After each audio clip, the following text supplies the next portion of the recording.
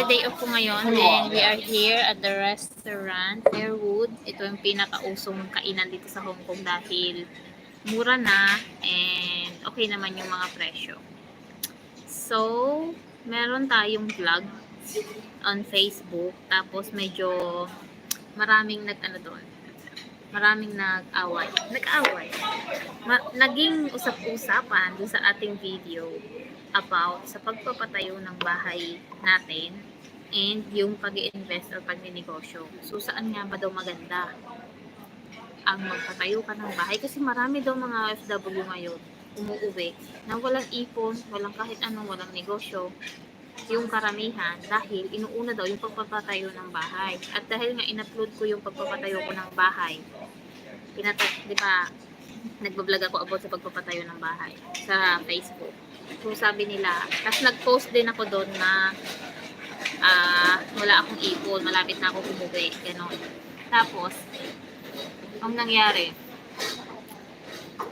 sabi nung mga nag-comment, yan, kasi ibinuhos mo lahat sa pagpapabahay mo. Kaya ka ngayon walang ipon. So, pinag-isipan ko rin namang mabuti to. Nasabi ko, oo nga no. Bakit hindi na lang magnegosyo? Sinasabi ko rin yung sa vlog dati na kailangan magnegosyo agad pag nag-abroad ka o nag-OFW ka kasi yung pera nga kailangan i-invest. Pero 'di ba alam niyo naman na on our vlog na tayo nag-i-invest talaga. Tinry natin nung mga isang taon ko dito dahil ngayon 6 months na lang ako, malapit na ako umuwi. Oy, pa-like naman. And sa mga comment nyo, may comment ba kayo? Hello sa mga nandyan. Ayun, pa-like naman or so ayun. Sabi nung mga nag-comment, bakit daw hindi mo na nag-invest? So, ako naman, alam niyo naman dito sa YouTube na nag-i-invest tayo. Pero, di ba nagpe-fail nga tayo? Sino ba makakapagsabi na kapag nagnegosyo ka, magiging successful yung negosyo na yun? Kain pala. Wala namang makakapagsabi kasi na kapag nagnegosyo ka, magiging okay.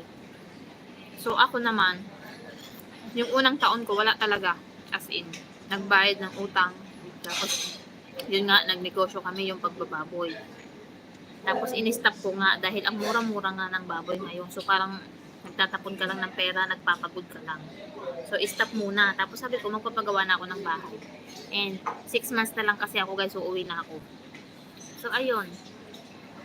Ang dahilan pa, meron tayong yung mga anak ko, maliliit pa. So, ito yung chance ko para mapatapos yung bahay. Kasi pag nag-college yung mga yan, kapag nag-high school yung mga yan, pare-pareho, may college ka na, may high school ka pa.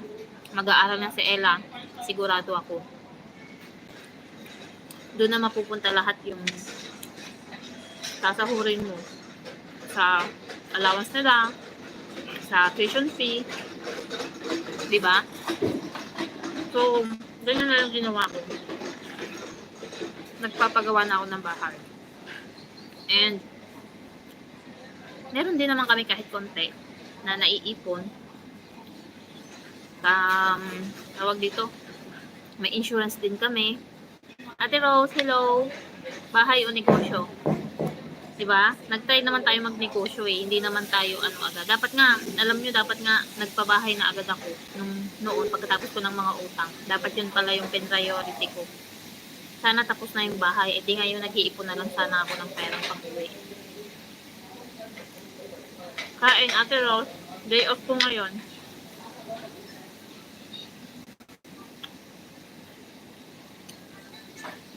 Ang hirap kaya na nung nag-negosyo kami, halos doon lahat, kasi yung napili namin na negosyo kasi iba din naman. Hindi ko kasi alam guys kung ano ba negosyo yung dapat na pasukin. And yung iniwanan mo naman doon, hindi niya rin, may maliit pa kaming bata, nag-aalaga ng bata. So, wala din siyang idea about sa pag-negosyo. So, ang hirap kapag doon kami nag-focus. Kaya sabi ko, paggawa ko na lang yung bahay. Diba? Saan kayo? Bahay o negosyo? Kain tayo. Tama ba? Tama ba? May point ba yung mga sinasabi ko?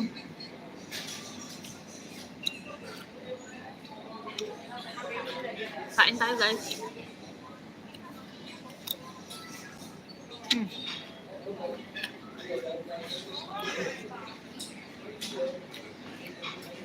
Comment down below kung ano kayo.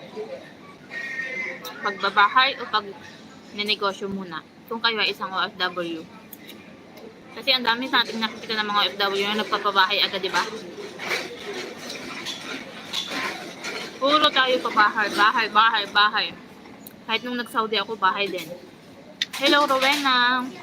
Shout out from, saan yan? Paranaque City. Hello. Kain tayo. Day off ko ngayon. Hello, Edmond. Wow. Ang ulam natin ay sari-sari kung ano-ano. Ayan. Merong gulay, may manok, may pork chop, may salad. Dito ako sa Yoshinoya kumakain. Kain tayo. Ayan, mahirap sumugal sa negosyo pag hindi mo, ikaw mismo mag-aasikaso, kaya tama lang na bahay unahin. Oo, yan din yung iniisip ko.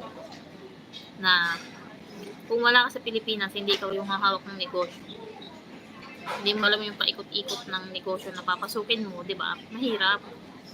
Pwede naman siguro yung iba, nag-iipon muna. Pwede naman yun, ipon-ipon muna. Pero, katulad niya, nangyayari, ang init sa Pilipinas. Tapos, yung bahay namin hindi pa tapos. Yung mga anak ko, yung sahig, gusto ko na nga rin siyang ipa-tiles. Kaso, sabi ko mag-iipon na lang muna kami bago tayo magpa-tiles. Wala pang budget. Sabi ko nga, mahirap kasi pag putol-putol yung ipapagawa mo. So, tama na siguro yung ginagawa namin na inuunti-unti namin yung mga materyales. Katulad niyan, yung sunod namin na project yung pagta-tiles.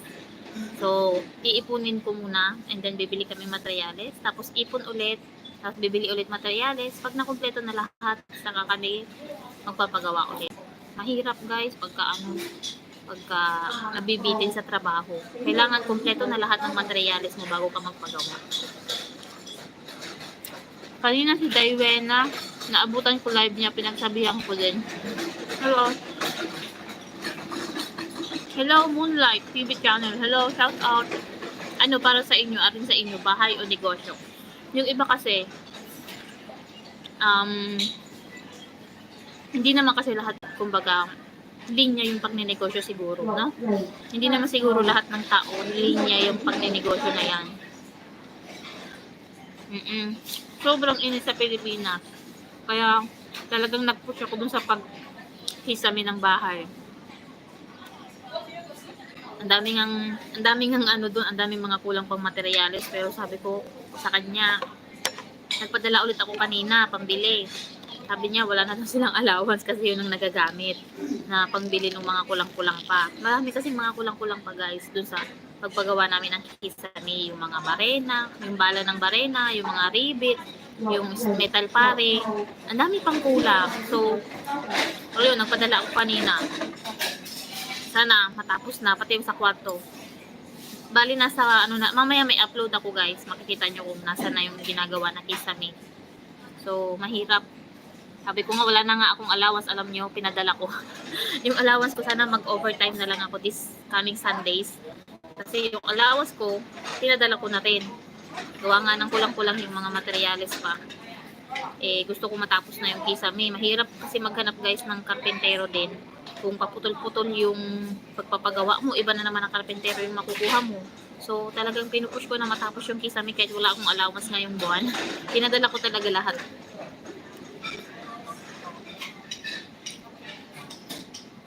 Pangpasweldo pa. Tapos, pero tawag dito, yung naman namin guys, good news pala to. Yung motor namin, tapos na namin hulugan. So, mababawasan na yung, burden. Tapos na yung motor natin. So, na lang, ang iisipin na lang namin, allowance ng mga bata, tsaka mga bills. Wala na guys, walang utang, wala nang mga hulugan, tapos na yung motor, o diba? wala na. So, makakapag-ipon na talaga tayo ng maayos para sa pagpapagawa ng bahay. Tiles nga yung next project natin. Lagi po ako nanonood ng mga video mo sa pagluluto. Salamat, Moonlight Channel. Babalik ka pa rin ba ulit sa abroad po? Sabi ni Rowena. Baka babalik pa ako guys, isa pa. Hindi ko pa. Mahirap magsalita eh. Baka. Ewan ko, depende sa amo ko. Kung i-renew nila ako. Pag hindi nila ako renew, maghanap ako ng ibang amo. Tama ka, ang laki din ng magastos namin sa Kisame. Oo, ang mahal, Ate Rose, grabe. Naka 30k na kami. Kulang pa rin. Kasi yung kwarto pa namin. Yung labas pa ha, wala pang Kisame yung labas namin. Yan, mabuti naman po. Saang bansa ka po ba, ma'am? Dito sa Hong Kong. Nandito ako sa Hong Kong ngayon. Grabe, alam mo yun? Sobrang nasakit nga yung ulo ko kanina. Sabi ko, wala na bang pera? Sabi niya, ang daming biniling materyales na kulang. Buti na lang talaga. May blessing ako kanina. Yung allowance ko na ipadala ko, tapos yung blessing ko. Yung sa pinuntahan ko kanina, wag nyo nang sabihin kung ano yun. Basta tapos na yung hulugan namin. Ayun na lang yung ano natin, pag-iipunan natin. Yung pagpapatiles. Tapos yung insurance namin, buwan-buwan pa rin yun guys. Yung insurance namin, may insurance kami buwan-buwan. Ang hinuhulugan namin ay nasa kulang-kulang 4,000. Ayan, kaming dalawa na yun na mag-asawa. Hirap po talaga pag magpatayo ng bahay. Oo. Sobrang as in struggle talaga. Grabe sa pera. Na masakit sa ulo pati.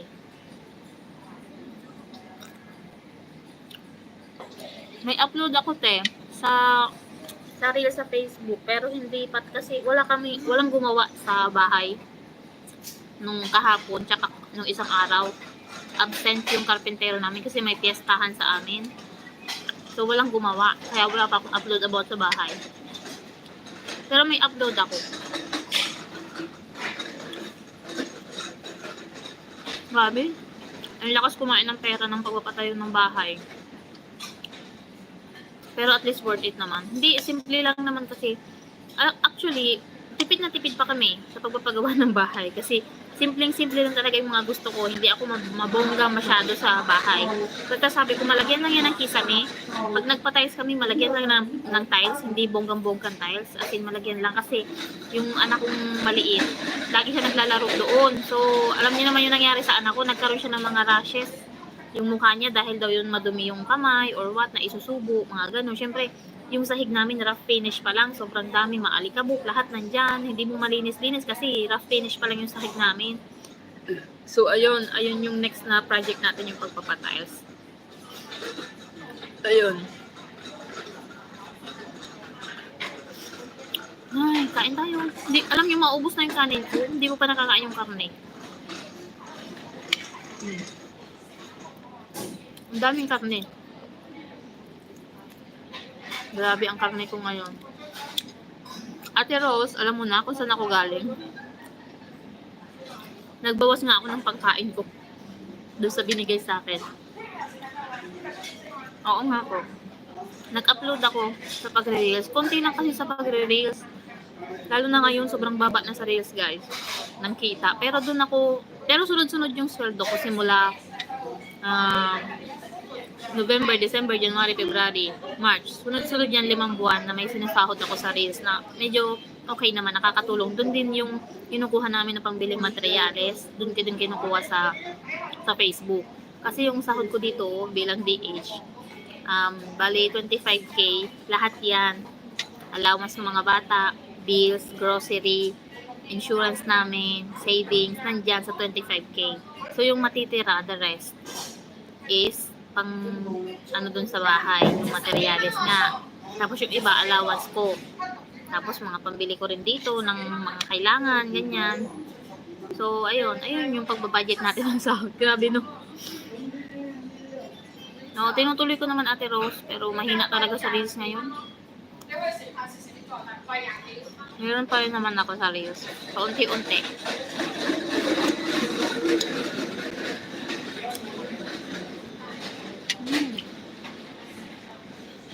Opo. Oo, yung nangyari kay Ella. Ang dami din dyan. As in, alam nyo, nasa Japan ako noon. Wala akong internet. Tapos, pagdating ko sa bahay, pagdating ko sa hotel namin, ang dami ko message. Picture ni Ella, ang dami talaga niya. Sabi ko, wala. Naawa ako. Kasi, hindi ko talaga sila nakakausap masyado. Gawa nga nang wala akong internet. Tapos, gabi na kami umuwi sa hotel. So, wala na akong time. Tulog na sila pag nakauwi na ako ng hotel. Sa umaga naman, ganun din. Magkaiba ang oras ng Japan at ng Pilipinas. So, hindi ko talaga nakakausap. So, naawa talaga ako nung nakita ko yung nila, yung mukha ng anak ko na ang dami niya talagang butlig-butlig. Sabi ko, kala ko nga una chicken pox. Sabi ko, wala, may yung anak ko, bulutong. Yung pala, mamasok yun guys. Sa mukha lang siya. And gumaling na din naman. Bumili ng antibiotic yung si Alden. Bumili siya. Tapos nilagyan niya. Natuyo na, okay na yung mukha niya ngayon. Lumaki lang talaga maigi yung nandito. Yung sa pisngi niya. As in, ang laki-laki. Grabe. Sa reels, padagdag din. Pandagdag din. Hello po, pangyasan po kayo sa Yunlong. Ang SSS. Hindi ko alam sis. May SSS ba sa Yunlong? Hindi ko alam.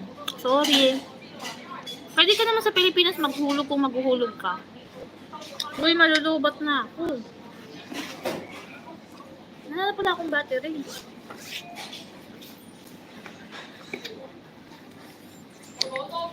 Buti na lang may power bank. May power bank tayo. Kunti na lang, 15 na lang oh. Pwede ba?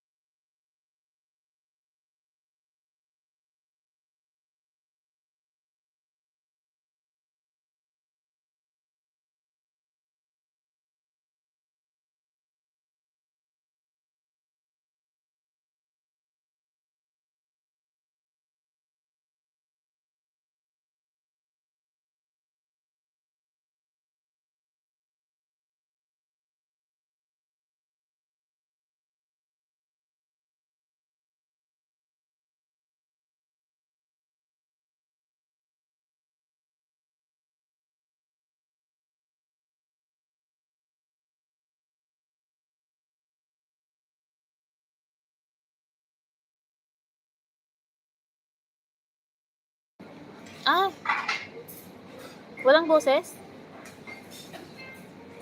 Okay pa ba? May boses ba tayo? Wala. Comment down. Napindot ko yata. Meron ba wala? Hello? Napindot ko, sorry.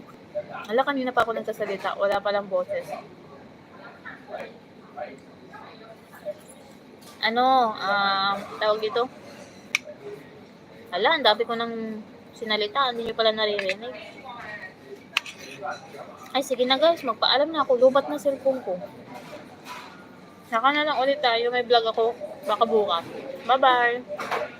At hello, salamat. Even ka lang. Hello. Thank you. Bye-bye. Nalubat na cellphone ko. Hindi ko naman mailapag at